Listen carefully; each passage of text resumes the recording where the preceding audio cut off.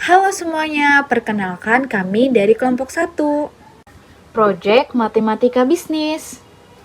Di sini kami akan menjelaskan materi tentang perbandingan antara KPR rumah dengan investasi emas. Sebelum kami mulai, izinkan kami untuk memperkenalkan diri kami. Perkenalkan, nama saya Sally Angelika Site, bersama rekan-rekan saya yaitu Neng Indri Noviana Nur Cahya, Kristiana Pesta Moposari Sitorus, dan Dimas Ibra Ramadan. Baik, selanjutnya kami akan membacakan study case tentang perbandingan antara KP rumah dengan investasi emas.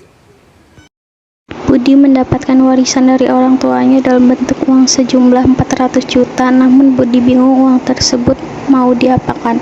Dari uang tersebut, Budi berpikir untuk membeli sebuah rumah atau investasi emas. Jika Budi mengambil rumah KPR akan membutuhkan waktu lama untuk pelunasannya, bahkan angsurannya bisa bertambah setiap tahunnya. Namun jika Budi investasi emas, ia takut harga emas turun jika ia membutuhkan di saat keadaan darurat. Dari antara pilihan itu, Budi ingin membuat perhitungan perbandingan terlebih dahulu, manakah yang lebih menguntungkan dalam jangka 10 tahun ke depan. Di saat survei, Budi menemukan KPR rumah dengan harga 400 juta, DP 30%, dan waktu KPR 10 tahun dengan bunga KPR per tahun 6%.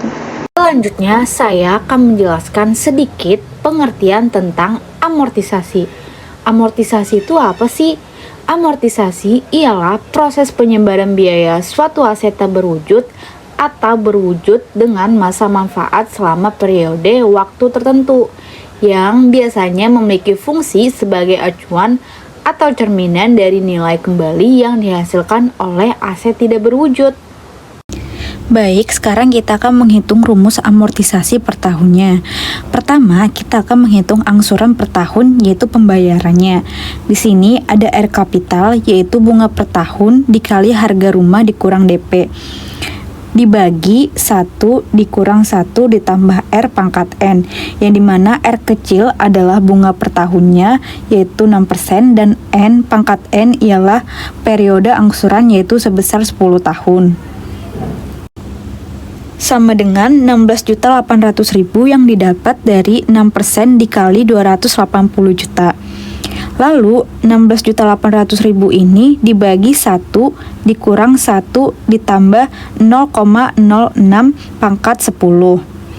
Lalu sama dengan 16.800.000 dibagi 0,441605, yang hasilnya akan menjadi 38.040.195,53 rupiah. Selanjutnya kita akan menghitung rumus total bunga, yang dimana rumusnya adalah dalam kurung N dikali R kapital tutup kurung dikurang AN. N ialah jumlah periode angsurannya, yaitu 10 tahun. R kapital ialah hasil angsuran per tahun yang telah kita hitung sebelumnya. Lalu AN ialah harga rumah yang telah dikurang DP, yang dimana harga rumahnya yaitu sebesar 400 juta dikurang 120 juta, maka hasil akhirnya menjadi 280 juta. Lalu 380.401.955,30 rupiah dikurang 280 juta, dan hasil akhirnya menjadi 100.401.955,30 rupiah.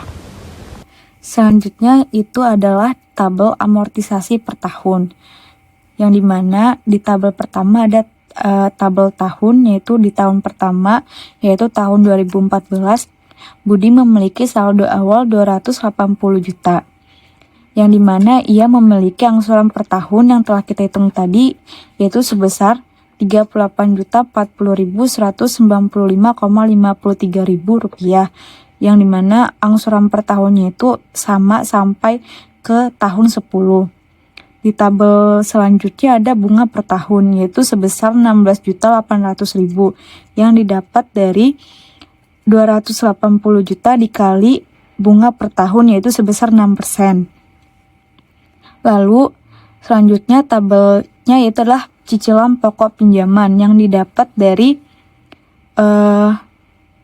angsuran per tahun dikurang bunga per tahun, yaitu sebesar 21.240.195.53 rupiah. Lalu di sini ada saldo akhir yang didapat dari pengurangan saldo awal dikurang cicilan pokok pinjaman, yang dimana hasil akhirnya menjadi 258.759.804,47 rupiah. Lalu hitungan tersebut sama sampai ke tahun 10. Nah, dari sini kita akan dapat melihat total angsuran per tahun sampai 10 tahun, yaitu sebesar 380.401.955,30 rupiah. Lalu di sini juga kita bisa melihat total bunga selama 10 tahun, yaitu sebesar 100.401.955,30 rupiah. Lalu ada pengertian dari investasi emas. Investasi emas adalah bentuk penanaman modal yang tidak hanya memberikan keuntungan jangka panjang namun juga pada jangka pendek. Emas biasa dijadikan sumber dana darurat karena memiliki tingkat likuiditas tinggi atau mudah dicairkan. Lalu selanjutnya ini adalah penampilan dari tabel investasi emas, yang dimana diasumsikan Budi melakukan pembelian emas sebesar DP/KP rumah, yaitu berjumlah 120 juta rupiah. Dengan harga emas tahun 2014 adalah 573.000, Budi dapat melakukan pembelian emas sebesar 209 gram. Dengan jumlah pembelian berjumlah 119.757.000 rupiah.